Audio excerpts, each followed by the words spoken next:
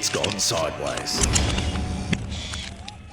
Well, Sarah Gaul, thank you very much for coming in. Hi. Hello. Welcome to Shit's Gone Sideways. Thank you so much. Do we refer to you as a musical comedian or do you just prefer comedian?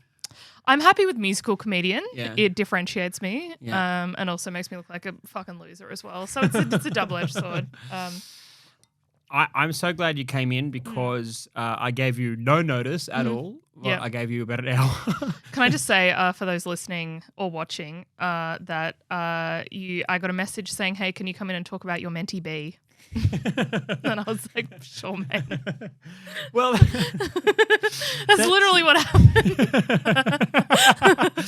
I mean, we use it flippantly, but that's how it's actually. I think in the dictionary now, a mentee B. Actually? Yeah, I'm pretty sure that they added it to no. the digital dictionaries these days. What was the word of the year last year? It was something really annoying. Oh, goblin mode. Goblin mode. Yeah. I don't even know what that means. So it's like when you're like, if you're in goblin mode, as far as I understand it, you're like at home on the couch, you haven't showered for 5 days, you've been watching like Bridgerton nonstop, you've been ordering in, like you're just gross. That sounds very much like what I referred to when I would do drug benders as a sesh gremlin. Is it similar but without the drugs? Yeah, no, but it's like, my drug is like Bridgerton seasons 1 to 2. But it still involves like a lot of no natural light and No natural a lot light. of Uber Eats. Probably a lot of sweatpants. Yeah. Is that Yeah. your experience? Yes. Yeah. Anyway, so that was the word of the year. But I can't believe mentee B's in the dictionary. That's just... I think, mentee B's in there now. But yes, I know you had told me in like 5 words that was something you could talk to, and I was like, great, that sounds exactly like what we would want on here. So yes, where should we begin your tale of woe? Well, I just for some context, how old am I now? I'm 32 now. And so shit started going sideways, name of the podcast, for me when I was 20. And just to be clear, like it's not a massive tale of woe. So like if sideways is like 90 degrees, I maybe went like 45 degrees. I mean, there's a spectrum, right? That is, you're right. You're right. There is a spectrum of 90 degrees. So I was, how far back to go? So I always wanted to be a performer. Thus, I'm a musical comedian now. Yes. And when I finished school, I went to Oxford to study law. Yeah. Because Where did you go to study law? ANU in Canberra. Yeah. Yeah, it was great. I loved it. And then I dropped out of law when I got into acting school in Melbourne because I kind of always wanted to be a performer. And then acting school I didn't enjoy, dropped out halfway through. I always wondered if, because, for things like Sydney University, they'll have like the letters on their jerseys and jackets. Oh, like like societies and stuff. Yeah, and so I thought for ANU, if it was a I see where sports- this is going. like swimming. I thought it would say ANUS. Yeah, sorry, I can't go. I have an anus meeting. Anus. Yeah, we have an anus caucus. I love the idea of people walking around with jackets that said anus on it. Oh, look, they probably fucking would. Some of them are so far up their own. Ani? I don't. Anal? What's the plural of anus? I spent a long time. What is it? As soon as you said ANU, I was like, wait, I've thought about this before. Yeah. Anus. You have some pre-prepared anus material. Sorry. So yes. No. So you were studying law, and then what happened? Anyway, so I ended up, long story short, in Sydney, at Sydney Uni studying arts because I just wanted to get some sort of degree. Anyway, so this all took place at the start of my Sydney Uni time. So this is 2013. And basically what happened is... Were you living in a house or living on campus? Where No, I was living in a cardboard box. Yes, I was living in a house. No, like some people live on campus, right? Sorry, no, absolutely. No, I wasn't living on campus. Those colleges are like crazy. Yeah. They're like $600 a week or something. And I was like a touch too old, I think. By the time I made it to Sydney Uni, I was like 22, 23. Those kids are like 18 sort of thing. I went and lived on campus in Bathurst from like the age of 21. Did you study like fully, like get a degree Bathurst? I got 9/10 of a degree. Okay. Yeah. I didn't know that. Yeah. What's the uni at Bathurst? Charles Sturt University. I think I went and did one gig there once. Right, did you have a good time? Like drove there, did my 10-minute spot and then drove all the way back to Sydney. It's a long way to go, 3-hour drive for a 10-minute spot. I think I got like $100 for it. I'm like, what an opportunity. Well, it was fine. Yeah. It was fine. So yeah, I was at Sydney Uni, and I'd been like, I've sort of always been a bit of a like sort of anxious person, but you know, aren't we all? And then what happened is when I was 23, my beloved family pet, Patch, or Patrick as we called him, who I got for Christmas when I was 9, passed away. Dog or cat? Dog. What kind of dog? He was so contentious subject because he was kind of like a rescue, but before rescues were trendy. He was like from the pound, so like a country town. Always wanted a dog. Mum drove to the pound, like I think Christmas Eve or somewhere thereabouts. And I think his mum was at the pound, but then they went and they were just like, oh, we have all these puppies or something. Like, and anyway, so she went and got him. And because of that, she saw his parents and they were both tiny little terriers. She's like, great, it's going to be a small dog. He was a large dog. So he was like, I think he was probably like this is a really long answer, probably like a Staffy cross Jack Russell. Okay. So like a beefy boy. Yeah. He was a beefy boy. And I got him for Christmas when I was 9 and we all just adored him. He was the absolute best. He lived till he was 14. Good innings for a dog. Really good. Yeah. He So what did you say his name was? Patch? Patch, but we called him Patrick or Mr. Woo. Yeah. Mr. Woo. Yeah. But if you looked at it, like you'd get it. Like he's a Mr. Woo. You know, people have dogs and they're like, what? A slightly Chinese look to him? No, not at all. No. Oh, what am I thinking, Mr. Woo? I'm like, I think because Oriental. I always cheered when I saw him. So I kind of it was Mr. more Woo double like O. All double right, O, I was thinking yeah. W-U. No, Yeah, okay. definitely of the double O persuasion. And he passed away, as you know, dogs that are that age do. And I think it was like the first time in my adult life that I'd actually like dealt with any sort of mortality. And even though it's obviously just a dog, but he was just like a beloved family pet.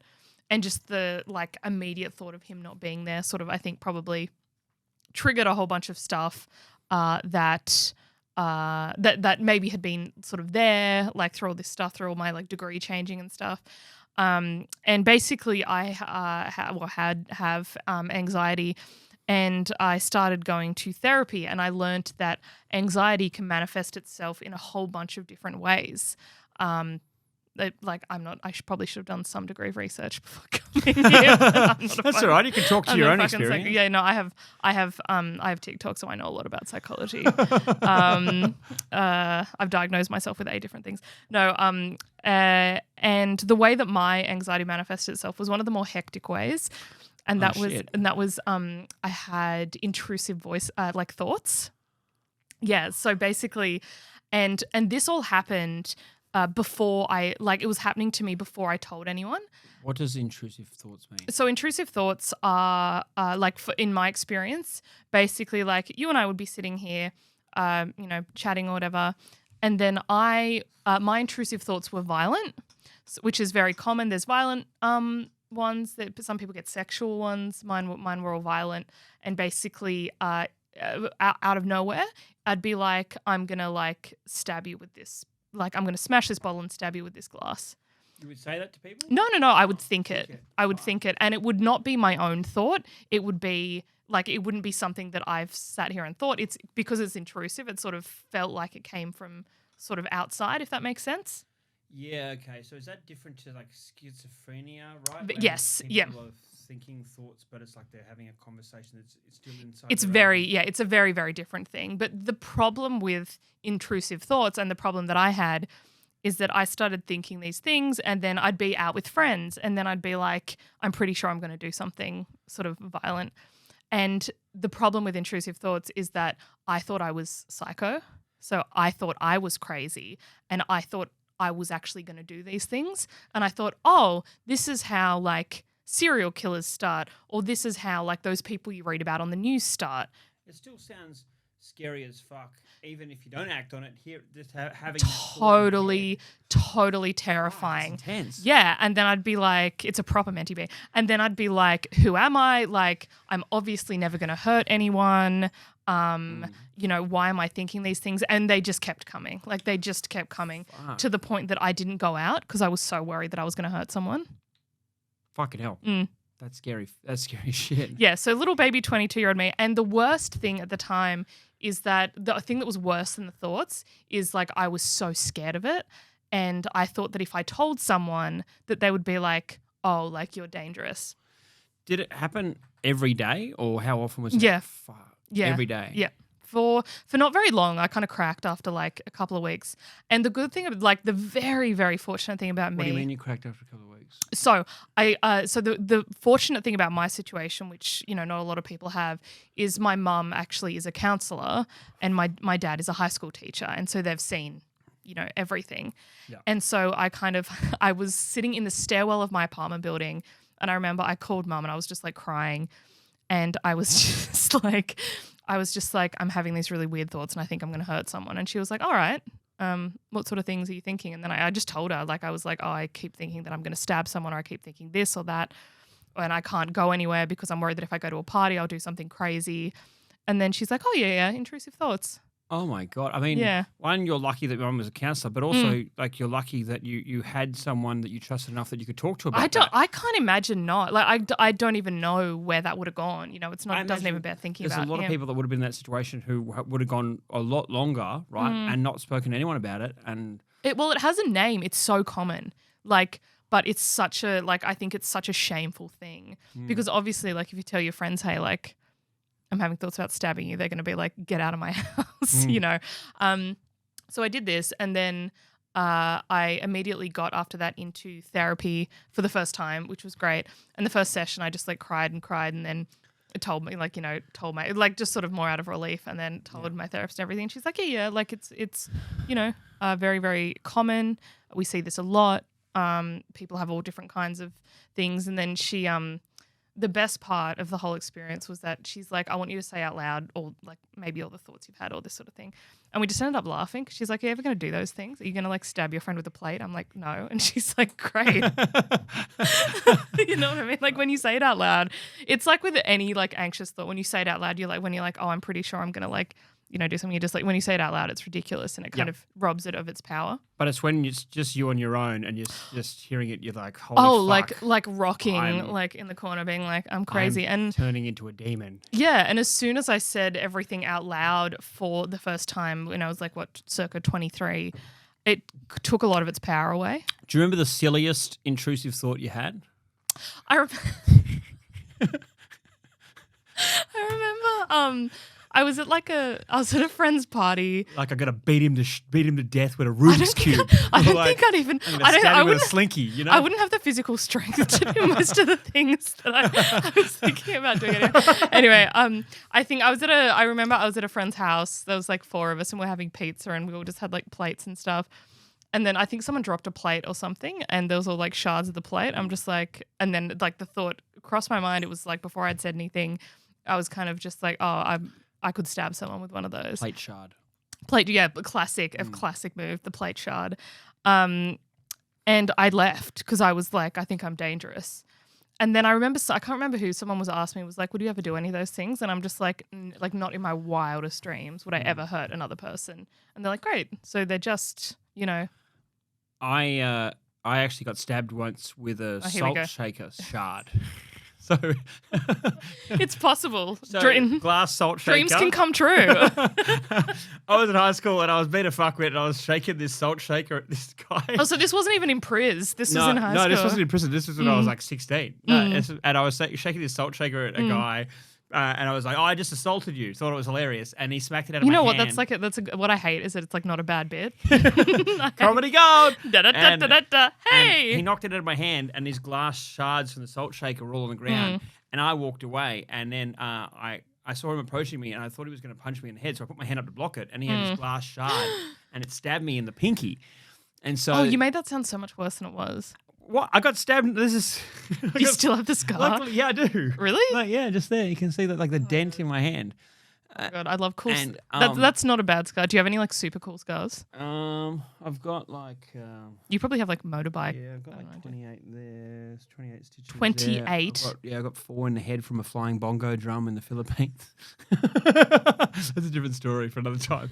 But My best one is I saw my dad shaving when I was like really young, and I wanted to shave too. So after he went in, I went in and shaved my face and like just cut up my upper lip. So I've got a pretty decent one.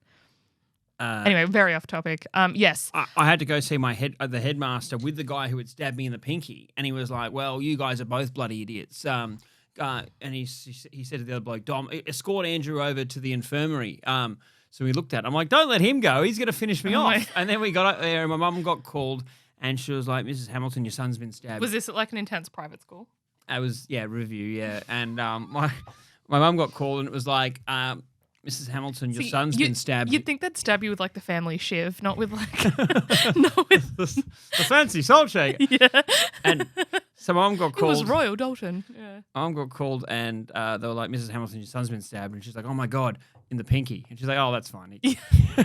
No big deal. Way to bury the lead there. Yeah. So luckily I put my hand up, otherwise that shard would have gotten me in the neck. Oh but my God. when it's just that would have been much more intense. much worse than in the pinky, then it becomes surely shit like that happened at review all the time. Not so much. There wasn't so much stabby as much as sack wax and things like that. Yeah, just classic. Standard punch in the arm, dead arms, that kind of stuff. Yeah. There wasn't that many stabbies. Even pinky stabbings were. A stab is drawing blood is an intense thing to do. Which I never did, by the way, in all these. in all these thoughts about shards and stabbing people. I think that's the important part, is the intrusive thoughts didn't lead to intrusive action. Is that what would the word be? With the like external action. Yes, yeah. Yes. So what was how did it go away? Has it gone away? No, it has. It has. So so what's that? That's 10 years ago now. And so and this was all kind of set off by you having the loss of Patch, the dog? Yeah. Wow. I wonder how that... It had probably been brewing and it probably just set it off. I think that is probably not that uncommon. Are there any known triggers on what sets off intrusive thoughts for people?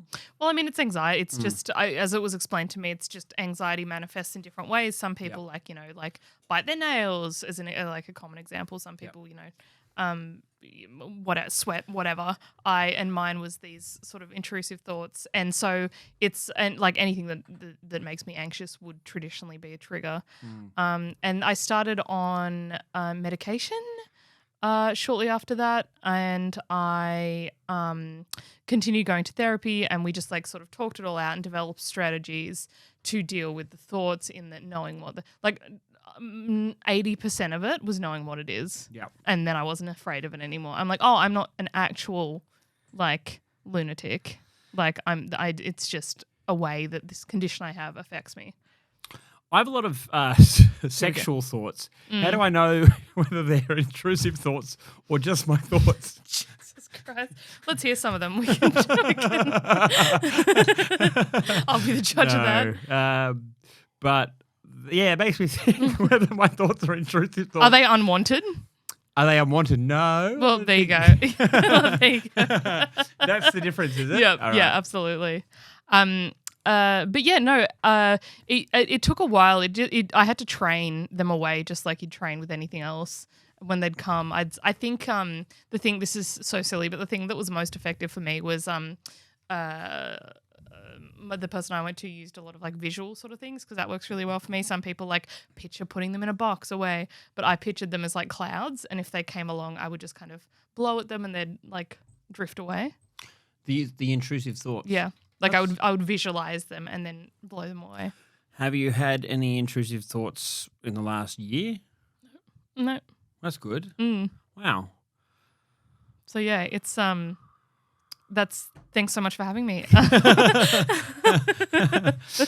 I've never heard of intrusive thoughts before. Well, so that's what sucked at the time, is I'm just like, if everyone is getting this, or like, so obviously it's that common that it has a name, it's well known in therapy circles. I'm just like, why isn't it more commonly spoken about?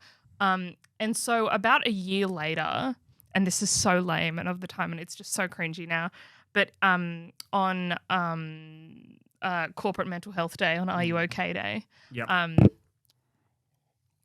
the one day that businesses give a fuck about people's mental health through like cupcakes or whatever they do in the break room. Yeah. I decided to do a post explaining exactly what happened. Wow. And really high engagement, which is great. But also I remember because I was sort of at the tail end of it. And so I was like, you know what? Like I actually had never heard of this. So I wonder if there's potentially someone who would benefit from hearing about this. I think there's a lot of that stuff around either mental health or just other health issues, right, that people have no fucking clue about until they talk to someone else that's been through it, right? I told you I would burp if you got sparkling water. You can blame that on me. We can't see the video. It's good though. It's blood orange. Thanks so much to our sponsors. We paid for them. I assume you paid for them. Yes, it did. You came with a bag, so. Yes, it did. So yeah, I did. I remember I did this post. I basically laid out exactly like I did just then, like exactly what happened, and just I swear to God, something like 100 people messaged me and were either like, I didn't know you were going through this, but most of them were just like, the same thing happened to me. Wow. Which is like really crazy. Yeah. And then a couple of them were like, what did you do about it? And I was like, I'm not saying I'm like a hero or anything, but it goes to show it that shines a light on this stuff. Yeah. And some of those people probably might have been thinking that they were alone in thinking that, or they never really got any help for it. And I think the unique thing about something like intrusive thoughts is it's such a shameful thing. Like saying that you're anxious or depressed, like it takes a lot, but you can kind of come out with that and people be like, yep, I can identify with that. I know what that means. Whereas intrusive thoughts, when you're just like, I'm having really violent thoughts about you right now. You sound like a crazy person. Yeah, you sound, right? And I'm sure there's, this is probably just the tip of the iceberg with that sort of stuff. But well, when I hear someone saying I'm hearing these voices in my head. It's not voices. It's not an articulated voice. Yeah. It's just like I don't know, I look at something here and think like I looked at that and I was just like, is that real or fake? Okay. It's so or whatever. It's your brain thinking. It's your brain thinking something. Yeah.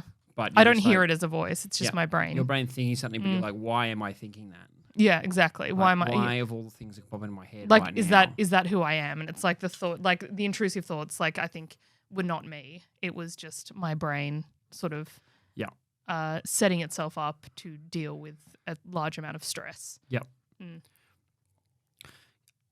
Chris Ryan came on and was talking about postnatal depression. I can't stand her. And that she's one of my best friends. Another one of those things, right? That's a great episode, by the way. Thank you. But that's another one of those things that people have such limited understanding of, right? Still, because so many people can go through it and they don't know what the hell's. But also, you're supposed to be so thrilled that you like have a bundle of joy. I imagine that it's that sort of thing. Yeah. But that just shows you there's all this stuff that people can go through and still have no fucking clue that what they're going through is not unique and it actually happens to a lot of people. Oh. I was talking to a woman over the weekend who was going who's got what is it called, perimenopause, which is like menopause when you're younger, menopausal symptoms before menopause. Oh. And that seems like another thing which can happen to a lot of women that people have no fucking clue about. Yeah, right? Exactly. Have you ever heard of it? No. Exactly, No. right? So,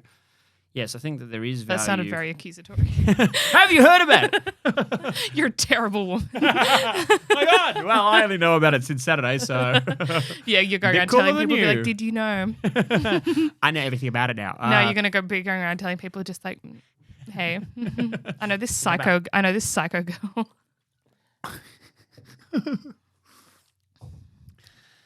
So what else is going on? Great.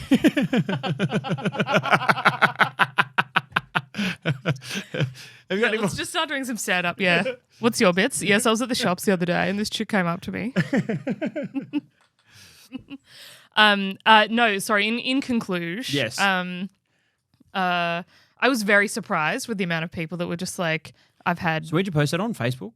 Yeah, it was like what would it have been? It's not really a LinkedIn post, is it? No, not really. No, the LinkedIn version of that would be like, I had these intrusive thoughts and parlayed those into a multi-million-dollar business. Now I'm looking to help other people to do the same thing. Like, what's the most fucked up thing you ever thought? Let's write an ebook together or whatever. How to get rid of intrusive thoughts at the team building meeting. You know?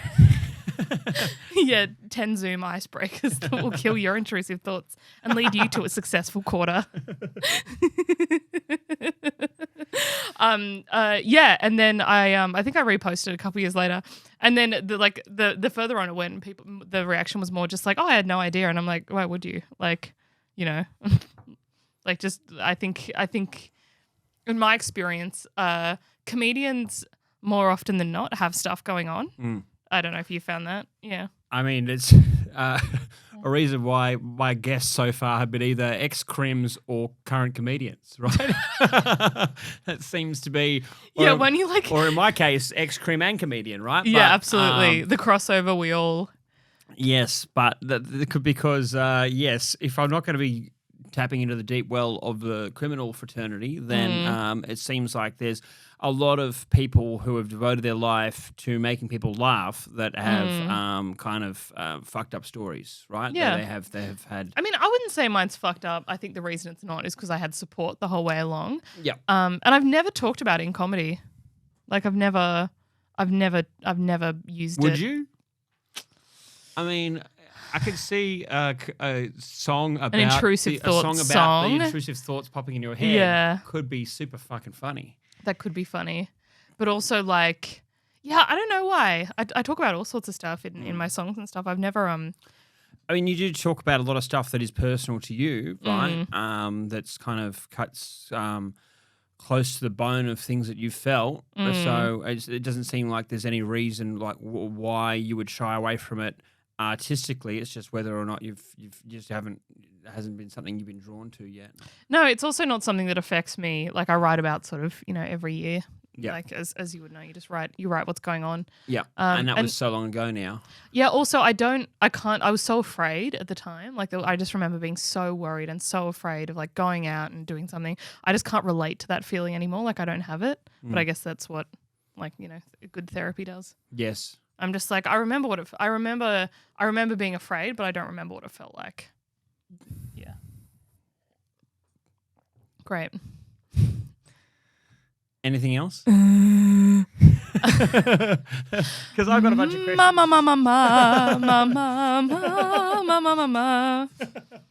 I think the poor producers will be like, you didn't tell us she was going to sing. It's just a whole different setup. Pulls out the keyboard. Yeah. Hey guys, I'm musical. Yeah. Are you having a whole bunch of questions? Do you have like 10 questions that you ask guests? Oh, they're here written down. Yeah. Yeah. So, what was your first time in prison like? Oh, Jesus Christ. I have never, fun fact, I've not only never been to prison, I have never committed any sort of offense. The worst thing I've done was I once got a parking fine. I know what I was going to ask you, crime-related, was that there seems to be, you can't, so far from what I've seen is that typically you don't have too many musical comedians on one lineup, right? Mm-hmm. So obviously there's competition from other musical comedians. So who would you knock off? Who would you kill first? Jesus Christ. Just to clear a bit more room for Sarah Gaul. I would argue that there's a small handful of musical comedians in Australia, and I would argue that every one of them is extremely different.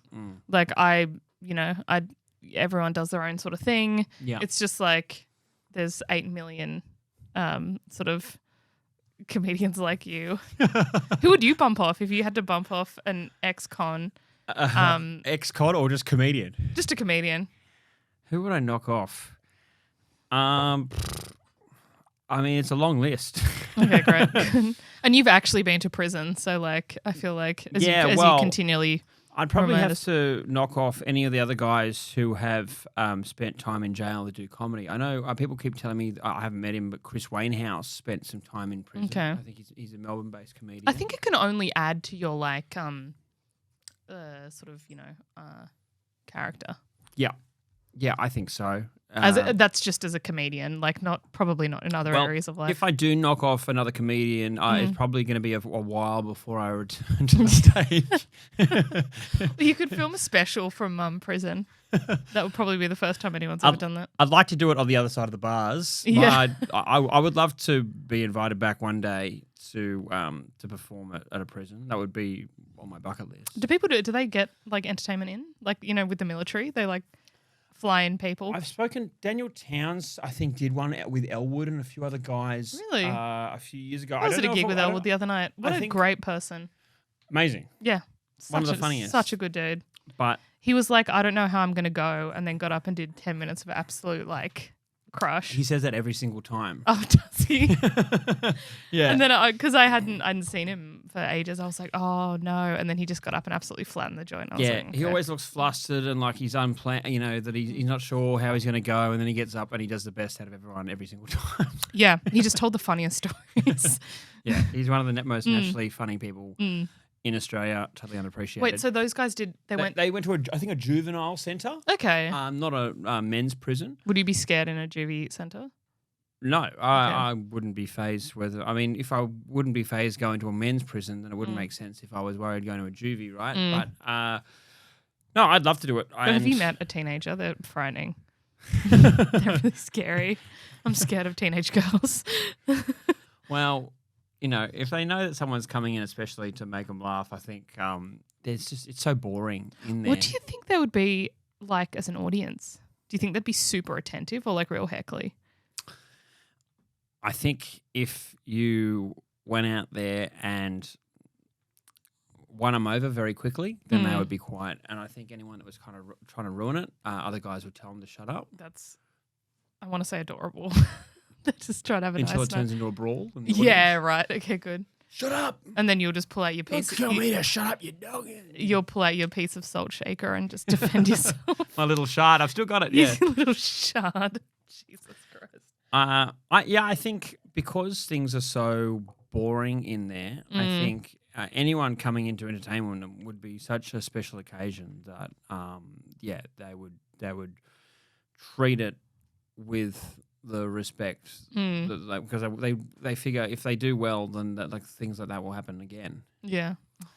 Like, see, I remember this surreal moment when I was at Parklea when we had a barbecue, right? Because it was like once a month there'd be a barbecue, and that's fun.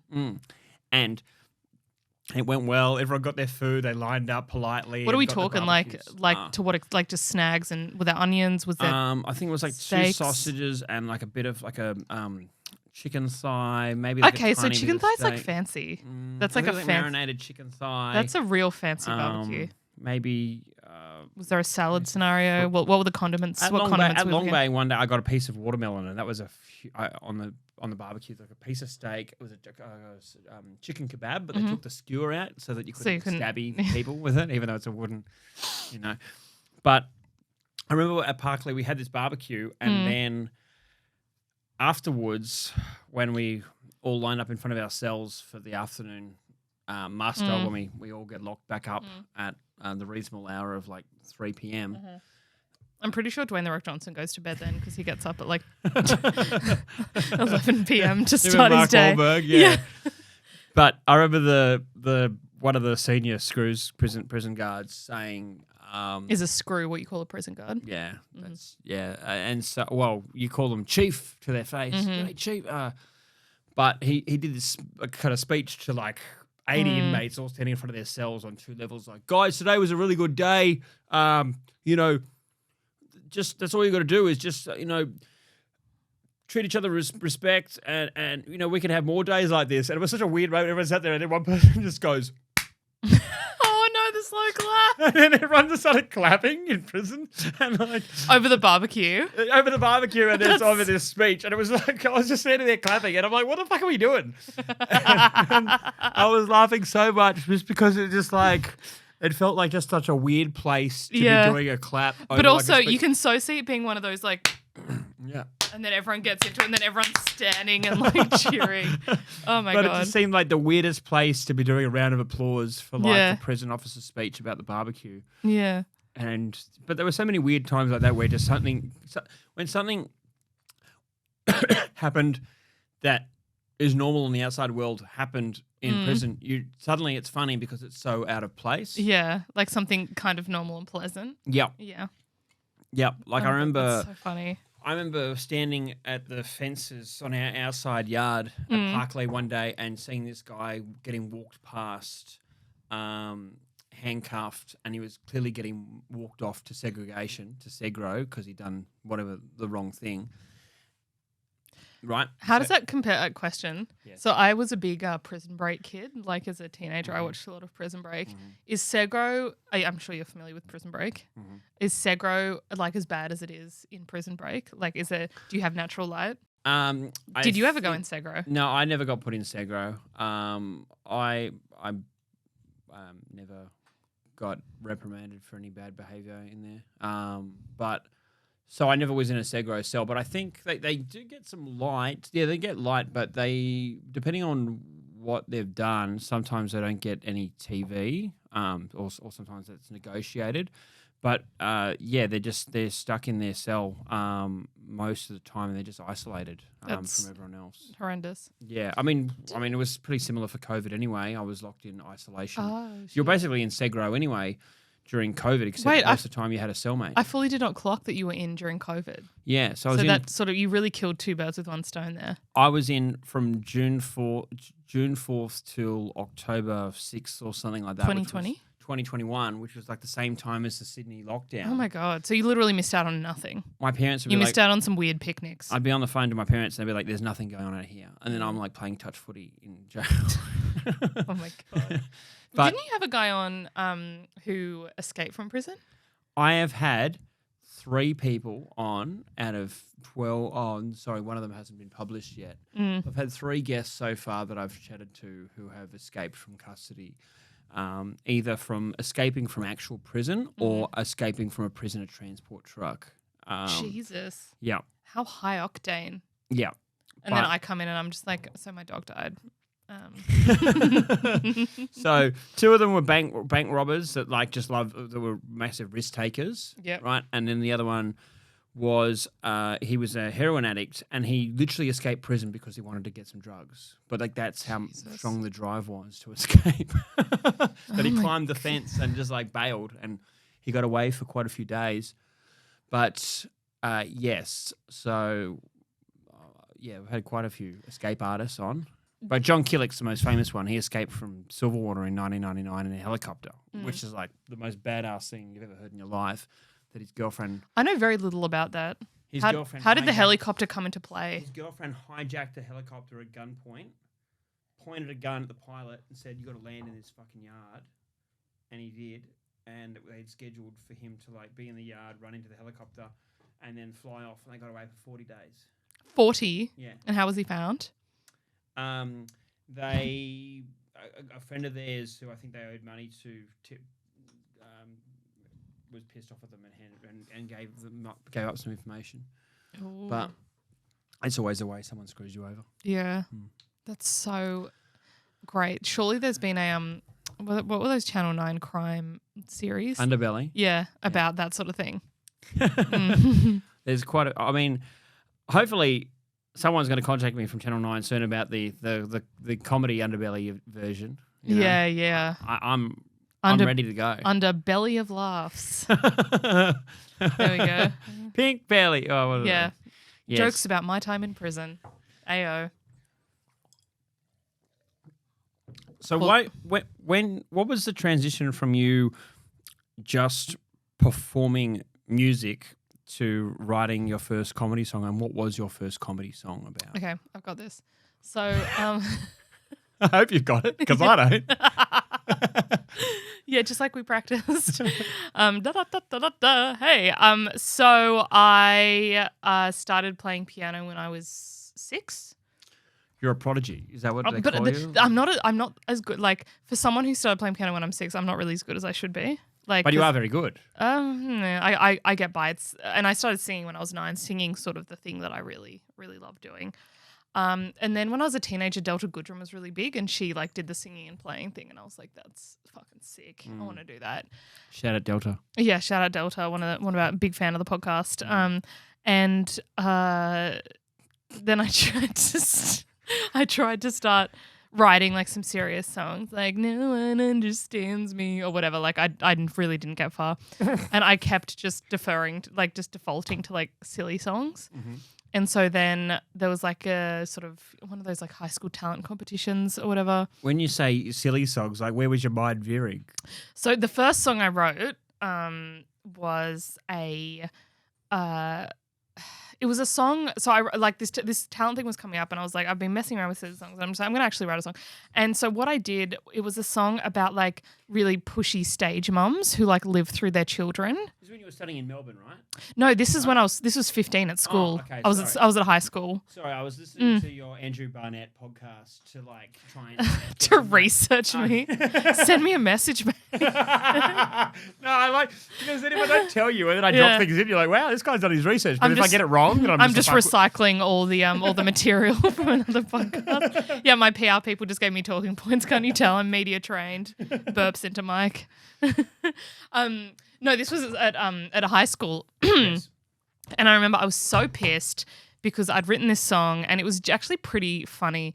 It was I can't remember the exact song, but basically the vibe was sort of like how immoral, like it was so silly, and it was just like 4 chords or whatever. And it was kind of just like it was from the point of view of a kid who's been pushed into like doing film and TV and stage stuff and how immoral it is. It was kind of like an offshoot of like the Nikki Webster thing, and like there were a bunch of like kids like Lindsay Lohan, Amanda Bynes, and all that sort of those people were around. Did it crush? Did people find it funny? Well, I got put on at the very start, and so people were still coming into the show when I was playing, and so it never got the light. It never got the moment it deserved. That's tough. And then I didn't get through to the next round, even though these like stupid idiots doing like, I don't know, like Disney songs did. So you got fucked just because you were opening. Yeah, I was opening. And then I didn't write anything until I was at acting school, and then I actually rewrote that song and used it for a project. That was in Melbourne. Yes, that was in Yes, Melbourne. So we're alright. talking like 7 years later. Yeah. And then one summer, the summer between, I did 2 years at acting school, and basically got to the end of that, and I was like, I can use the next year to train as an actor, which I know I don't want to be, or I can use the next year to train as a comedian, which I know I want to be. And that summer, yes. What was making you know in your gut you wanted to be a comedian? I think I saw a Tim Minchin clip on YouTube. I saw the take your canvas bags, Yeah. Everybody take your canvas bags too. And I was just like, oh, that's like a huge stage. And he's a musical, I mean, like he's a like actual musical genius, but I kind of saw that and I was like, oh, it is a format that exists in comedy. And then that summer, And it just felt like home to you. it did. That summer, I think I tried to write serious songs, and I just sat on my parents' piano, which was in Newcastle, and I wrote 3 songs. And then there was a call out for the like week sort of thing of the art school that I was at, and I was like, I'm gonna give these a go, and so I did. And I just remember it was one of the best moments of my life. So I did 3 songs. So I had a song about vegans, which I don't sing anymore because vegans are kind of just like, it's a bit like 2005 to put out vegans. You were doing it back when it was cool. I was doing it back when it was cool. Yeah. I did. Oh, I actually genuinely don't remember what the other 2 were. I'm sure they were great. I don't know. I can't remember. What would it have been? No, I can't. I genuinely, I can't think of it. But I just remember. They did well. But I just remember I finished one of the songs, and then people were just chanting my name, and I was like, I am a golden god. no, well, I was like, I'd never had that reaction to any performance, and I'd done a lot of musical theatre and all sorts of crap, like and singing and acting, all that sort of stuff. Were you buzzing? I was absolutely like off my tits, like not just like so happy. And then I think from that performance, I was kind of edging out of acting because I was like, the only thing I want to do is write. Like, because I don't have much to offer, like in terms of acting, because there's so many good actors. Yeah. And there's always someone who's working harder, who like knows someone who, you know, I'm never gonna. But what I did have to offer was the fact that I could write these songs. And then I dropped out of acting school, Googled how did Tim Minchin start, and then wrote my first hour and performed it that year. And I think every time I performed, I thought that was going to be my big break. Like, I think, you know what I mean? Like, you know, that's you're like, Someone's going to see me. Yeah, I mean, you started when you're older, but back in my early 20s, I was like, this is my moment. I did my first Melbourne Comedy Festival like yonks ago, did it all wrong, lost so much money, thought it was going to be my big break. And it was just a learning curve. Well, I guess it seems like foreshadowing for my journey to Melbourne. Not at all. No. You're so much like I didn't know anything. I didn't know any comedians, and I considered myself more a cabaret act. So I sort of I existed more in a music sort of space. Yeah. And then I did a bunch of festivals, and again, every festival, I'm like, this is going to be the one. And I got some not great reviews. And there was one Adelaide Fringe Festival where I was in a tent at 5:00. It was 40 degrees and I played on some hay bales and there was a fan in there that was louder than me. And I carried my piano to that venue every day and performed for 2 weeks, and I don't know why I didn't give up. And did you get a bad review from that as well? Yeah. Oh man, that's brutal. I remember I got some nice reviews, to be fair, but I remember one guy said my music sucked and his review ended with, "But oh, for a good tune." And no, I think me and my friends quote that sometimes. Oh, for a good tune. Yeah, no, but sometimes like if I play, they'll be like, "Oh yeah, no, I love all your new stuff, but oh, for a good tune, mate." But yeah, no, I don't know why I didn't give up. But then but then when you look back on like the 3 years or whatever that I was doing all that and like not doing very well and failing, like I'm a very different performer. How do you match up the concept of a song, right? The lyrics with the melody. How does that piece of the puzzle together? Normally the idea of the song comes first. It's probably much like a joke. Yeah. Like you'd be like, "Oh, that's funny," and then you figure out the joke around it. So what's the song I've got in my new show that I could that's a good example of this. I know you mentioned there's a sea shanty. Oh my God, yes, there is. That's actually a perfect example. So my dad actually suggested it because he went to a folk festival and the Redfern sea shanty crew, who are excellent, were there, and Dad was so taken with them because sea shanties are great because they don't require any accompaniment and everyone can learn it and then you can all sing it together. And I laid out my whole show and I have my hour or 55 minutes, whatever it is, and there was a hole and I'm like, it needs to be a song about dating. I know that much. And I want it to be, it's the midpoint of the show, so I want it to be musically different. And I have like a Broadway song, I have a pop song, I have folk, I have jazz, and I was just like, I'm doing a fucking sea shanty. Yeah. And then I think I was in the shower later that day and then the song just like popped in my head. That sounds like genius. It's really not. It's really not. And then it just struck me. Yeah. Oh, I sent it to you, didn't I? I literally sent you the sea shanty. Yes. So like the first bit came to me. And then I sort of just once the hook, once you got the hook, it's so fun to like build out the rest of it. But that sort of came, I reverse engineered that because I'm like, I need a song for this exact spot that is about 2 minutes long that is about dating, and it needs to be something that's like a departure from the rest of the show. Because you were just mentioning that you have a variety of different kinds of tunes in there, right? Mm. So you have cabaret. I'm talking like I'm fucking Bono or something. But have you ever had situations where you like have had two different concepts, but they both kind of fit under a similar kind of tune, and you have to figure out the best scenario to be in is having like 3 songs for one slot in the show, and then you get to pick the best one. Yeah, okay. Like one of my favorite songs I've written is called "Wasting My Time." It's from my show Wife last year, and it never made it in the show. Because it's like the 11 o'clock number. It's the second last song in the show. It's the 40-minute mark. Yeah. Like, you know, in the show where like the comedian shows they have depth at 40 minutes. It was that moment. Mm-hmm. And I had to choose out of 2 songs, and one song was clearly better. And so I just went with that song. But yeah, or sometimes, yeah, as you said, like I'll have a concept and I'll be like, there's 2 ways I could go with it. I will always go both ways, and one will be obviously better.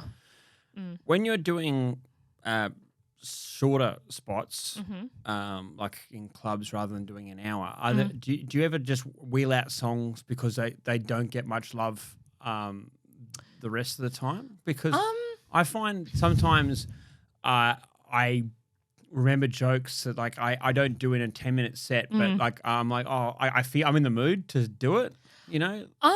Usually with spots, if it's booked and paid, my I usually just want to give the audience the best possible The hits. whatever. The SG hits. Yeah, the SG hits. So like I'm not like if it's a paid 7-minute spot somewhere, I'll be like, I'm just gonna do my best 7 minutes.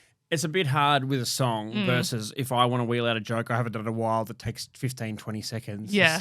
Yeah, if I want to commit to a full song, it's like a 5-minute affair. But then open mics, like I've got a couple of gigs coming up this week. Oh, I've got one gig in particular. It's a new material night. And that frightens me because I've got about... Is that the Factory Theatre? Where's that yeah, one? that's at the Factory. I'm really... Is that Joke Lab? Yeah. Yeah. It's a really, really good night because... it's marketed as new material. People take notes on stage. Like I've just rewritten some lyrics, so I'll probably take my lyrics up and just try them. But also, I don't know if you found this, but with the hour show, it's hard to do chunks of it in like 5 or 10 minute spots because it relates back to something that's in the first half of the show, and it's all like the show I've written is quite sort of tied in together. Yeah. For anyone still listening, that's how you do comedy. Yeah, it's sort of all tied in together. So like, for example, the other night I tried to do a bit before a song, and then as I was saying the bit out loud, I'm like, this will make no sense because it relates to the song before. Yeah, okay. So like I kind of just, and I was talking to beloved comedian Chris Ryan about it, and she's like, there's no point at spots trying stuff that won't make sense. Like you'd wait for a trial show. Have you ever had moments where a bit that you've written and thought was great, you've tried it, and it's just like... crowds have just not loved it? Yeah, in my trial shows for Wife. Yeah. I had to cut some of my favourite bits because I thought they were so funny and no one else did. Yeah. And I'm like, guys, it's actually really funny because, and if you have to say it's funny because, it's not funny, it's not going to work. No, let me just, have you got 5 minutes for me to explain why? I don't think you're getting it. I've had to bin stuff. I've binned songs that don't work that I really like. Like I had one song that it was so catchy. It was about dating a guy who's in a band. And I just thought it was really funny. And people were like, what's wrong with dating a guy in a band? I'm like, well, nothing, but it's funny. And that was the song. Sounds very funny. Yeah. Right? But I dished it. I'm like, it's not worth 3 minutes of a set. Not if it's not killing. Yeah. Exactly. I'm like, because with shows, not so much with spots, but with shows, I'm like, every song has to be my favorite song or else it's not in the show. It's like, I don't know if you're like that. It's like every joke has to be your favorite joke or it's not in the show. I don't think I'm at the point of having that luxury. Yeah, great. Good. That'd be great. I'm really looking forward to seeing it. You're in a great venue for Melbourne, though. I love that room. You were one of my go-to mentors in deciding whether I was going to do Melbourne at all and also what room because initially I wasn't doing it and you were, so I was like, yeah, go for it. That's right. And it's a very someone described it as very LA, and it's kind of right like that, like exposed brick, basement, thick curtain kind of vibe. It's really cool. Yes. So for anyone who, if I haven't mentioned this before, or anyone who gives a shit, I am doing 16 shows in Melbourne from the 29th of March for my show called Jokes About the Time I Went to Prison. And the venue is called the Bard's Apothecary, which Sarah did loads at last year. You nailed that pronunciation. I absolutely butchered it for the first. I'm like apothecary. I absolutely. I'm an adult who studied English literature. I mean, I'm like, I have read my Shakespeare. Yeah, you know, Shakespeare. I butchered that. It's such a great venue. But you did the room last year. Yeah, it was great. Yeah. So there's like a cool like little bar upstairs. It's in a little. I can't remember what the laneway is called. It's in a little laneway. It's like a hole in the wall. Yes. Very cool. So when I was trying to figure out where the hell to go in Melbourne when I have never done comedy in Melbourne ever, I was originally offered a gig, offered a room in South Bank, but after chatting to you and other people, kind of made the decision that it was better to be in the CBD, right in the action. Stand by it. Even though I was offered at South Bank like a 9 p.m. time slot, this is now I'm doing 10:30, but it's in the CBD around other people, and also I have the luxury of going on my show for at least I think 2 of the weeks will be right after Tom Wickham, another great Sydney comedian. So yes, I think that helps. So I was after Gavin Semple. Have you met Gavin? I have. Great comic. Real supportive vibes in the room because sometimes like he would have heaps of people or I would have heaps of people or whatever, and it's just like I knew the last 15 minutes of his show off by heart because I'd stand at the back for it. And so really good vibes to share him. And then I had a Dungeons and Dragons podcast after me. Was he helping to like spruik for people to hang around and stay for your show? I think we had quite different audiences, and because he was a local, I think he had a lot of like really like supportive friends and family who wouldn't necessarily be interested in my show, but like it was really good vibes, like very much like, how was your show, this and that, like at the changeover, because it's like a 5-minute changeover or something. Yeah. So it was really good vibes. But yeah, no, I absolutely rate that venue, and the people there were really cool. It ended up being a bit of a hang. Like people would just come by the bar after their shows. Oh, that's cool. Mm. I've sorted accommodation in South Bank now. What's the address? Just in case my fans are going to hang out the front. No, South Bank. So South Bank is. I feel like we're now just talking life admin. Like people have just tuned out. People have fallen asleep. You'll edit this, right? Like this doesn't actually. This will all go in. Yeah, it's funny. South Bank. I think quite a few people are staying there. I'm staying in Carlton. I started today reaching out to all the room runners in Melbourne. I saw you just posted saying anyone who has a spot. Is that what you mean by reaching out? That doesn't count. That was one option. That's come to me. So that's not an outreach. So I did that as well as individually reaching out to all of them. Yeah. And, but I'd kept it vague and said that with the people that I messaged on Instagram, I said, we have a lot of mutual connections. Let me know if you need someone to vouch for me. And then one of them messaged a comedian, Dan Rosario, Melbourne comic, and sent him a clip off my Instagram and was like, do you know this bloke? And he replied, like the funniest thing, he was like... Do you know him? Yeah, I do. I've met him once, right? But Dan responded to this bloke and said... what did he say? Okay, so I've broken the podcast studio. Here we go. He said, yeah, here we go. He goes, do you know this bloke? And he replied, he is a fucking lord. Love the cunt with all my heart. Funny as fuck. Book him. And I was like, that's the kind of vouching that I'm looking for. That's amazing. Yeah. That is incredible. And so then the guy replied to me and with a screenshot of that and said, consider yourself vouched for. What room was that? That is for Roshi Comedy. Sick. That's great. That's so good to have and Roshi Comedy and another one called On the Gags. Nice. Very good. Yeah, that's great.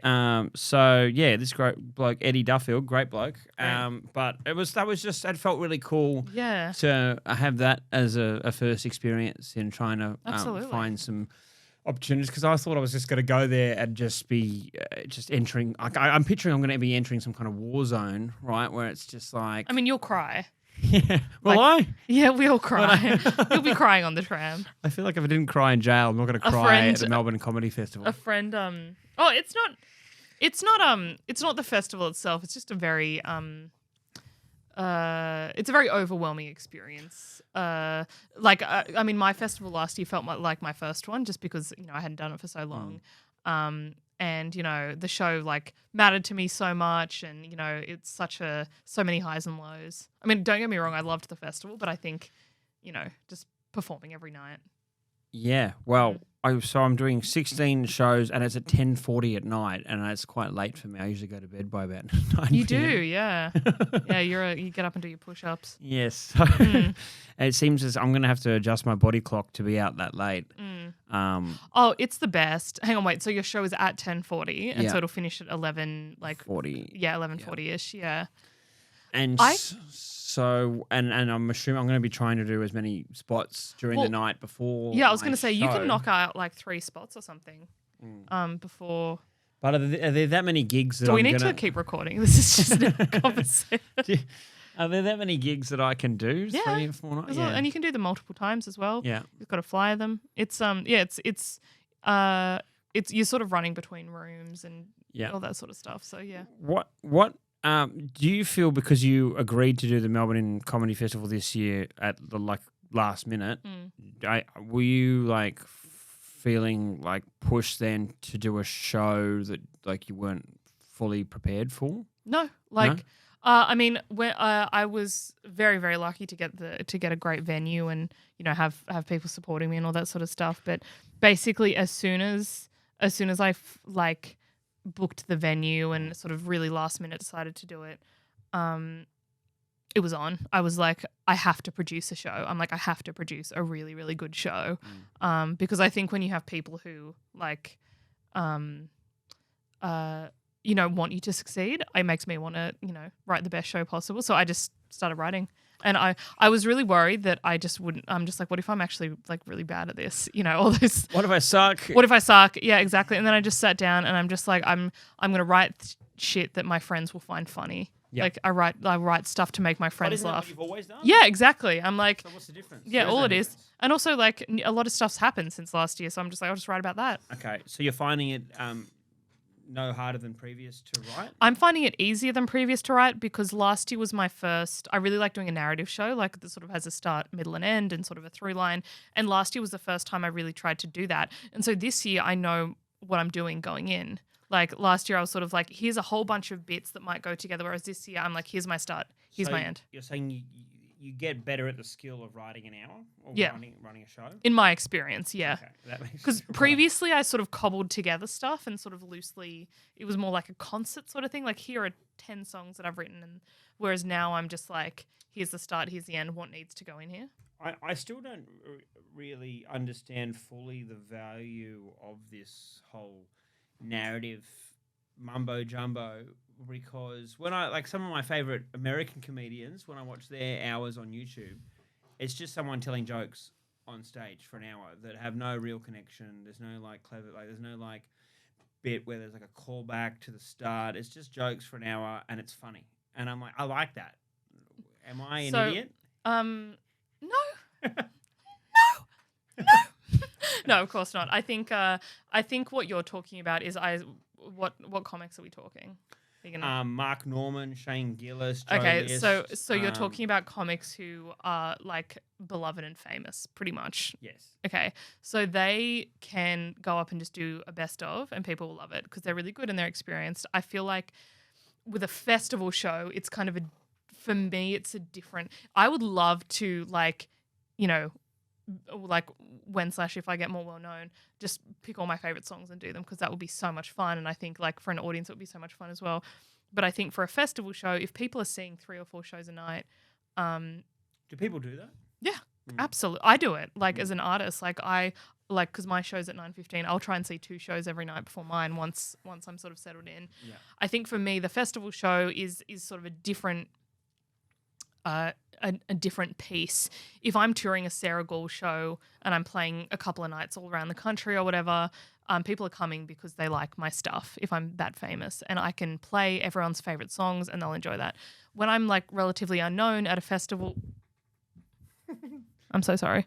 that flopped. When I'm relatively unknown at a festival, it's a nice touch point for people to be able to like, yeah, I saw this musical comedy show. It was about this. Yeah. And people, I flag at the start. I'm like, here's the question the show's asking. I take them through 9 songs. I've got voiceovers, all this sort of stuff. And then at the end, I'm like, remember that question that I asked? Here's the answer that I've come to after this hour of material. Thank you for coming, sort of thing. That's just me, though. And that's also because I'm a theatre nerd. So do I need to have an answer to a question that nobody asked at the end of my show? You do, though. I saw your trial with Artie, and you absolutely do. Yeah. Like, you do it without thinking. Like, you have the whole... Yeah. Why I do comedy. Well, yeah. I mean, I guess the question is, like, why are people going to see your show? Like, if you're charging people money for it, obviously it's worth seeing. Why? What are they getting out of it? And if I said, hey, you saw that show at Bard's at 10:30, what was it about? What would people say? It was about a guy learning about life after crime. Yeah, great. Is there a life after crime? You ask the thing at the start and then you answer it at the end. That's what it is. That's all it is. Yeah. You know? Yep. And then if someone's like, oh, should I go see it? You want them to be like, yeah, it was great. It was really funny. But then I also just like learn all this shit about prison. I cried. I laughed. I farted. And I learned. Okay, well. It was a journey. Try and keep it mature. Yeah. I am getting there. This is a workshop now, by the way. This is no longer a podcast. I mean, but that's just, keep in mind, that's just me. Everyone writes shows differently. Like every comedian you talk to will write their show completely differently. This is the first time I've had to like sit there and try and think about not just telling jokes, but having some kind of structure to like where the fuck is this going. It also makes it easier for you to write as well. So you can be far, like, I've written about half of it so far. Great. What percentage of the way through yours are you happy with? Are you going to say 100% to me? Yeah. Fuck you, Sarah Gaul. No, but it's a draft 100%. Because once I was quite worried about 2 weeks ago, and I'm like, I don't think I have any material. And then I laid out everything I had and I switched it around until it made sense, and then just filled the gaps in between. Okay. I think I've been writing it from start, working through, and I'm about 40% of the way there, but I haven't. You know what you need to do? What? You need to hero's journey it. You need to get some Post-it notes. You need to get like 9 Post-it notes and be like, this is where we start, this is where we end, what is like happening in the middle. Like, I've got this bit about the time I went to... I'm doing that intuitively. Yeah. I think I am. Because if you're struggling, just Post-it note it out and be like, oh, look, there's a hole and I need to fill that with something that's about like my family, or that's going to be... Yeah. Yeah. I mean, I think I have been doing that intuitively because like I know in my head what I have and where the gaps were. Mm-hmm. So I've been going from the beginning because I just start talking about me getting arrested and going to prison. Mm. But I needed to explain like what was the bit that got us to the bit when the Raptor squad raided my house, Mm-hmm. right? Yeah. Like why were they knocking on this door and why do they give a shit? And, Yeah. So yes, that whole context piece I've been writing and trialing, and it's been going pretty well. Great. So, you know, it just seems like a very long time to be on stage, an hour. It goes so quickly. Yeah. It goes so quickly. I mean, it did go pretty quickly for my for my Fringe show with Artie. You did like half an each or something? Yeah, I did about 26 minutes or something like that. So it went very quick, yeah. Yeah. But I think for me, the flags just make it so easy to be like, this next 10 minutes is about this next 5 minutes is about this, and then I go to just stop being toxic. Do you know how to, I think it's this one that you can tighten. There we go. There we go. Or just don't touch it. Don't even look at it. There we go. One of those. I can balance this using science. Look at that. Where is your show on at? You got a I've made it sound so boring because I'm like Post-it notes and a The hero's journey. It's a bunch of songs. There's 9 songs in it. 9 songs. That's cool. Bunch of voiceovers and a big stadium Christian rock song at the end. That sounds fun.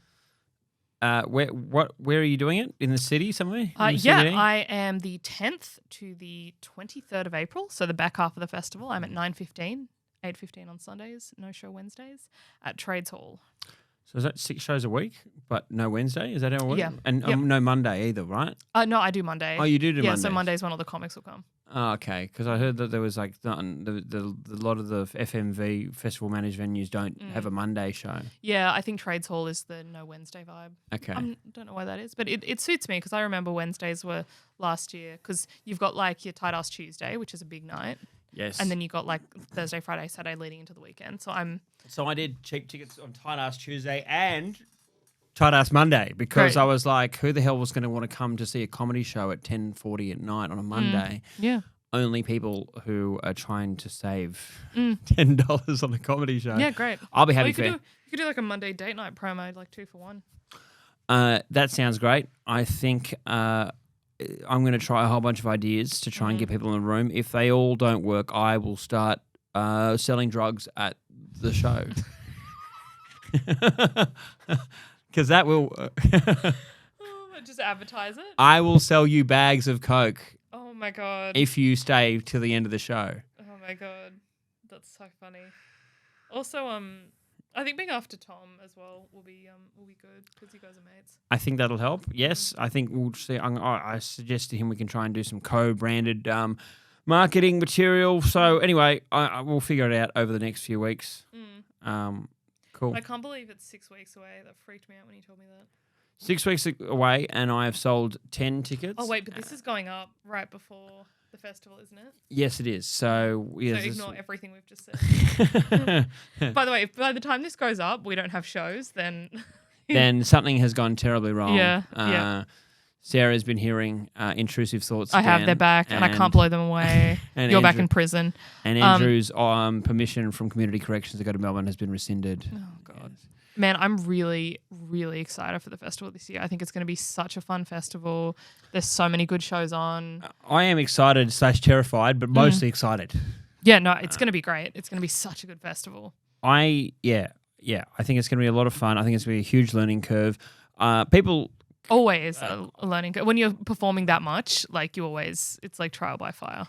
I think a lot of people are raising their eyebrow, like, why on earth am I doing this already? But I think Who is saying that? I think you're saying. I don't think anyone. I think you're saying that. There's people. There's voices. There's people who've said it. I don't want to name names. I know a bit about that, and you need to go see a therapist. Okay.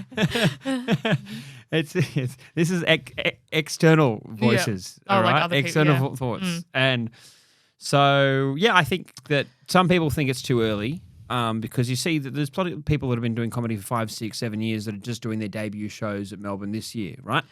But honestly, like everyone is on their own path, trajectory. I think you got to go with your gut. I think that I've told you this before, if I'm still only talking about the time I went to prison. But it's for your whole 4 months. personality. What are you going to next year? I'm trying to figure out what else. Next year it'll be like I have had further thoughts about the time I went to prison, and the year after that it'll be like 2 thoughts to prison. Did I mention this about the year prison? after that it'll be like I went to prison, Tokyo Drift, and then it'll be like I went to prison this time at the personal, and everyone will be like, it'll be 2034.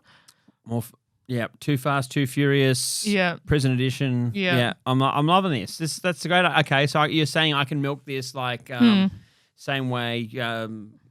What's his name? Did Chopper Reed for forever? Oh my God, Heath Franklin, right? Yep. Even though Chopper's been dead for 12 years. Can I just say though, Heath, one of the nicest dudes I've met. Well, Have you gigged with him? No, I haven't. Oh, he's the best. He's doing a show this year without being Chopper. He's doing a Heath Franklin show. I've seen both, and both are excellent. Both versions. Yeah. Well, yes. I want to get this out of the way so that I can then figure out what the hell else I can do jokes Also, about. if you've got an hour, you've got an hour. You know, like why not? You like. Some people might choose to sit on it and do more gigs. You might just, and you've just gone for it. So I just feel, there's just something driving me in my gut that says that I can do it. And at the end of the day, it's 2 weeks. 3 weeks. At the end of the day, let's cut that. Can we just cut? Thank you so much. At the end of the day, it's 4 weeks. So, you can. I'm doing 3 weeks out of the 4-week festival. You're doing what, 2 weeks? Yeah. Yeah, I'm doing 12. It works out to be 12 shows, which is perfect. Mm-hmm. Yeah, it's my absolute ideal run. The 2 weeks, 12 shows, and in the back half of the fest as well. Why is that better? I was giving people a bit of time to warm up. It's not better or worse. I did first half last year, so I'm kind of like, let's do the other. I'm excited to be doing the other one this year. Yeah. First half, you've got all the buzz, and it's a festival, and it's a really exciting season. Second half, people are into the flow of seeing shows. Is it just people fucking everywhere? Yeah. It's great. It's such a good vibe. Like you walk along Swanston Street and there's like buskers and there's like heaps of people going between shows and like people out drinking. And then on the Friday, I'm pretty sure on Friday and Saturday nights, Melbourne's hectic anyway. But then you add like people lining up outside the town hall and people lining up at trades and people lining up at box. There's just like a real energy, which is great. Great. I think in the description for this episode when it comes out, it'll be Sarah talks about intrusive thoughts and then they brainstorm their Melbourne International Comedy campaigns. Yeah, yeah, exactly. Or we just chat about the festival. No, it's going to be the best. I had something else to say on that. Go. Oh, like the best fucking part, apart from doing the shows, is just like I met a gazillion Melbourne comics. Like it's literally like a inbuilt social life for. Yep. People people sort of do their own thing, but like Friday, Saturday nights, like people are generally out, or Sunday nights is a big one as well because there's no show Monday. Well, I'm doing I'm doing shows Mondays, right? I too am doing shows Mondays, but yes. So ours Tight Ass Tuesday will be my. Wait, when are you not doing shows? Sundays. Okay, so Saturday night will be your like. Yeah, but I mean, people out late because like I'm finishing my show. That's the annoying thing about it. I'm not going to be able to drink. Chris and I were getting nuggets at like 3 a.m. last year. Like it's just getting nuggets. Yeah, I could be down for that. Yeah, great. Well, you weren't invited, but sure. Inviting myself. I'm inviting myself. That's a song. Right, yeah, absolutely. Do you ever have that happen where you just you talk about something stupid and then you just like try to say it with a tune and see if it fits. Absolutely. The song that I'm really cut that I couldn't figure out how to write this year is like I really wanted to write it, just didn't fit in the show and I just couldn't come up with anything. So if you can, let me know. It's about like what would an Australian Disney princess look like? Like, you know how like they're all beautiful and ornate and they wake up and there's like birds and things. I'm just like waking up being like, g'day. Did I hear you try and do that song? No. Oh. You've heard Modern Day Love Story. That's probably what you're thinking of. Okay. That's a different, that not, oh my God, not all my songs are the same. I'm so sorry. I'll have to take that offline. Yeah, great. Yeah. Oh, you'll get a text from me like in 2 days. Be like, what about this? Yeah, no, you'll get I'll get a text in 2 days being like, I just don't think I don't think your show's working. Like, what? I just thought about everything I've seen from it. It's just not. I think it needs more sea shanty. Yeah. At least another 3 sea shanty songs. Okay, so the best piece of feedback I ever heard about my show was I did the last ever show of Wife in Newcastle. It was great, really fun. Newcastle Comedy Club, best fucking venue. Love that venue so much. It was kind of like an encore sort of thing of Wife. It was the last hurrah. Wife was the show I toured last year. And someone was there that I know and everyone sort of cleared out at the end and I was packing up and then everyone was sort of downstairs filtering out. And then I went out and someone was like, hey, a guy just said something really cool about your show. And apparently he was just like, oh, that wasn't man-hatey at all. And then just wandered off into the night. And I'm like, yes. Wasn't man-hatey. Yeah. I think I probably, to be fair, I probably used to be. I think like, you know, like in my early 20s, I was just like, this is what a feminist looks like. And now I'm kind of just like, you know. But you could have that on posters, that quote.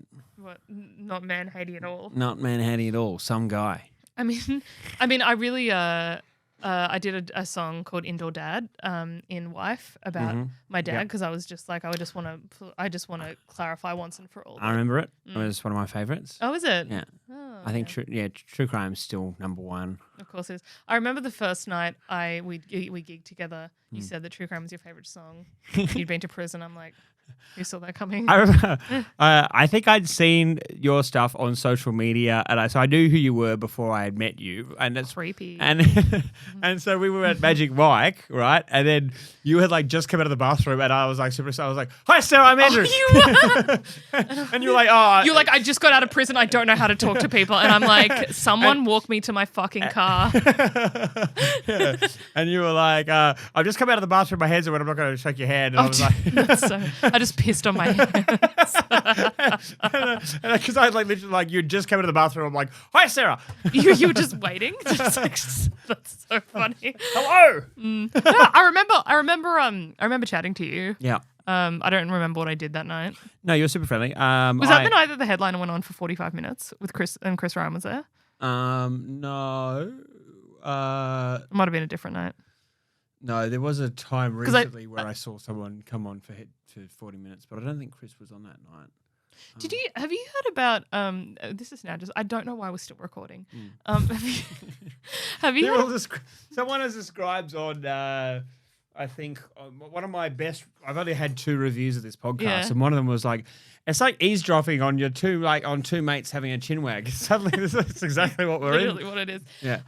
Have you heard I don't know if this is supposed to be secret or not. I really don't think it is because there were audience there, but all these big name acts dropping in on stuff in the last like 2 or 3 weeks. I wondered if Mulaney was going to drop in anywhere, but he's like doing kudos. Well, he's already been here, right? He just did it over the weekend. Yeah. Did he do the store or anything? I don't think I would have heard. If you don't kudos, I would have heard. Oh, you're like plugged in. Got my finger on the pulse. If he did Kudos Bank Arena, I feel like he doesn't need to do other venues. Well, Dave Chappelle did. Right? Well, I was gonna say, Louis C.K. Did it in Melbourne. Someone else dropped in a Magic Mike and apparently was a genuine sweetheart. The roast guy. Jeff Ross. Yeah. I was there. Oh. I was there. Apparently he was super nice.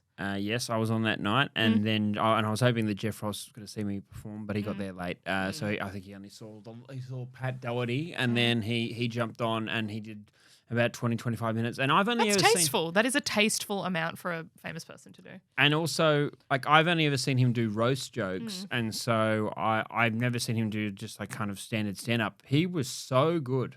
I'm not surprised. And his writing was so clever and funny that it just made me like think like that's how good it can be. Did it make you like think I will never get there, or did it make you think like what an inspiration? It just made me think I got to work way harder. Yeah, that's the best when that happens, when you see someone so good and you're like, I'm not going to give up, but like I really want to get to that level. Yeah, it doesn't make you think I should give up. It's just like that's the level. Like that's the level. There was some bit he did about Prince, who was the Queen married to? Prince, what was his name? Prince Philip. I just panic. Which one's Charles? Charles is the son. Current Queen. Current King. Current King. So he did this joke about Prince Philip passing away and how, the royal family, the Queen had these dogs, and I'm probably gonna, I shouldn't say that because I'm going to butcher it, but he was talking about Prince Philip dying on the same day as DMX, the rapper, and then said a joke about that. And so I had to Google to double check whether they actually died on the same day, and it was 100% true they had. And I was like, wow, like that level of like research for this to be like a joke, like in a 5-minute bit about the royal family, was just so unnecessary but so clever, and wound and kind of tied it all together. I was just like that. That's just a level that I. Oh, sorry, you're getting correspondence. I was like that, and then you've got people I'm busy too. I'm busy. And then you got people like. Yep. No, I'm almost done. Cool. Yep. Okay. I'll see you soon. Bye. Are you pretending to be me then? No, I was just chatting to someone. Oh yeah. I was on comms. But then so you see these guys with such clever writing, and then you got people like Isaac Butterfield doing like internet jokes about Aboriginal people, and you're like, fuck, like it's just like opposite, just like opposite ends of the skill level. On the Jeff Ross thing, it's like a reminder that you are like, and I've been sort of noticing this the more I go along, like you can't really overwrite stuff. Like I'm just like when it's just like 5 jokes in the space of like 1 minute and it's just in the course of a sentence. It's like how clever for him to like sit down and, do that and like.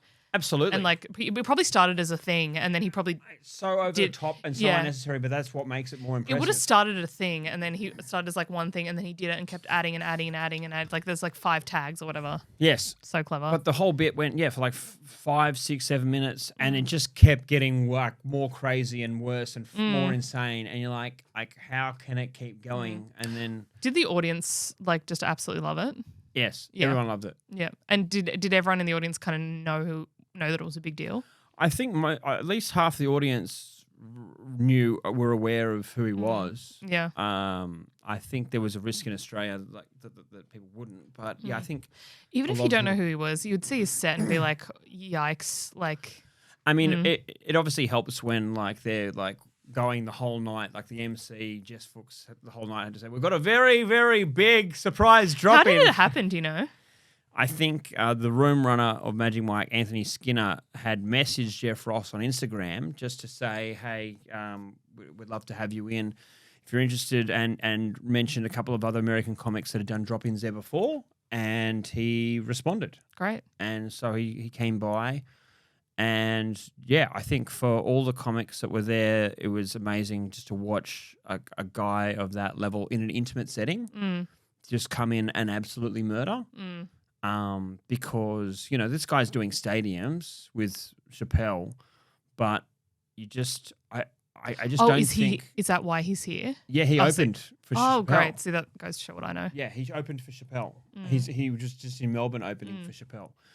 But. Do people ever don't some people use Aussie openers? Is that a thing? I think that a lot of them do now. I know when Shane Gillis was in town. Peggy and Cody. I know Sean Woodland opened for him, the show I went to. And then I think in Adelaide, or maybe it was Perth, Rudy Lee Tarua, did open for him. I think that's cool. I think that's a real cool thing to do. I think it's very cool if big name acts are getting at least one, even if they've got like an opener that they travel with, still having an Aussie local comic to do 10 minutes. The opener's not as much of a thing here, I swear to God, as in the States. No. I mean, Louis C.K. had a couple of openers come out for him, and they were middling. Did you go to that? Yeah, I did. How was it? He was great. Yeah. He was so funny. Am I cancelled? We got him. Cancelled. Yeah, he was amazing. It was, and because of I just can't. Yeah. I cannot. And because of his troubles, right? What troubles? I think we know it's well documented. Have you not Googled it? No, I've no idea. But tickets were like half the price of someone like Chappelle or Mulaney. Right? It was like $80 or something like that, which was a steal. Where did Chappelle do? He did did he do like the big arena or just Kudos? Because there's one that's like 80,000 and one that's like 20,000. Yeah, I think I don't know, to be honest. I think I saw Dua Lipa. Yeah, so good. Unrelated, Sarah. I've got was that I've got a crush on her. Possibly an intrusive thought. Who doesn't? She's so hot. I've definitely had intrusive thoughts about Dua Lipa. She's so hot. Yeah. Also, just like she was so excellent, like dancing, singing, just the whole package. Obsessed. Shout out Dua. I know she's a listener. Big fan of the podcast. Yeah, Chappelle did a drop in at Enmore, didn't he? He did. Apparently, he did like 90 minutes at the end of a long show and like. Said like the F-bomb like a million times and alienated some of the audience. Like and that is for those not based in Sydney, that is a very sort of inner city sort of setting. Yeah. So he was that saying ain't good. Homophobic slurs that alienated some of the audience, and apparently probably all the audience. But anyway, I still would love to see it. Apparently, the Red Hot Chili Peppers were upstate, up on the second level watching, and so was Post Malone. So imagine going to a gig for $10 at the Enmore and suddenly like you're seeing Dave Chappelle, Jeff Ross, and the Chili Peppers are hanging out there. You'd be like, where am I? One of the Chili Peppers, I believe the drummer showed up at a pub and did some drumming. And he also looks a lot like Will Ferrell. He does. He does. They had a drum off and they had to sit on TV. I think it was for, I forget what show it was, one of the American panel shows, and then they did a drum off, and they look very similar. Oh my God. Cool. Well, Jesus Christ. We've had a journey. This has been like an hour and a half. Yeah. Is anyone still with us? Is this seriously just going to go up as is? Yeah. As is Anzari? Yeah. I mean, sometimes we go down the rabbit hole. As like we did. Yeah. Thank you for coming on. Thank you for being a guest. Do people stay to the... Sorry, I totally cut across the end. Do people like stay till the end? Can you tell? I don't have metrics. I can just tell when someone has clicked download. I don't think there's that much in... Okay, so we've got like an hour and a half here. This would be like a long car ride. This would be good background for something while you're doing something. My Auntie Barb, shout out Auntie Barb. Auntie Barb. She was at the house today and she said that she had a gripe with me because she was on a drive somewhere recently and my Uncle Peter, Uncle Pete, decided to listen to my interview with Graham Abbo Henry, notorious Sydney gangster. And she's like, Andrew, I didn't realise it was 3 bloody hours. We'd almost got there by the time. Oh my God. So we've actually gone short. Most of my podcasts go for at least 2 hours. Okay, so I'm uninteresting is what you're saying. Well, so what I'm hearing is that I have nothing to offer. Can we just delete the whole thing? Sliding scale. Thank you. I thought fucking sliding into the ground. I thought Intrusive Thoughts would be a longer story, but it was quite a neat little story of. And then with no comment, you were just like, so what do you think about comedy? Like, well, unless we're going to talk about, you've got some more intrusive thoughts? No. No, well, that's what I meant. I haven't broken out of prison or whatever. No, but it's you still... knew coming in that I'm like... No, I did, but it was also... look, I think that nugget of gold, I think, was great for us to lead in with. And then I think... yes, that people will slowly, eventually tune out of the podcast halfway through the hour and a half saga that we've been through now. Yeah. Jesus Christ. How do you think this compares to the Andrew Barnett? If you're still listening, send me a DM with the word Starburst. That's the code word Starburst to show that you've actually listened. No, but you need to give them something. And you'll be sent a signed headshot of yours truly. Yeah, great. Do it. Or like, what about like a custom message, like one of those like cameo things? But I'll send you a single video appreciation message. Yeah. Very good. Well, Sarah, was that Starburst? Code word Starburst. Yes. That's actually a great idea. Maybe there are people still listening. I mean, I like my podcast being about an hour because that's sort of I can just cook a meal. That's fair. Well, we vary as long as we go until we run out of things to talk about. We probably ran out of things to talk about 45 minutes ago, but thank you very much for coming on at short notice. It is my absolute pleasure. Come to our shows in Melbourne. This will be coming out just around the time that Sarah will be performing at the Melbourne Comedy Festival. So they'll be like, will her fucking show have more structure? Check it out. And go depth. to comedyfestival.com.au for any details on her show. And obviously mine. I need people to come because I have sold exactly 1% of all the tickets available. No one's buying. I'm telling you, no one's buying until all right. Well, I'm still panicking. Yeah, all right. no, that's reasonable. All right. Until next time. Bye. Shit's gone sideways.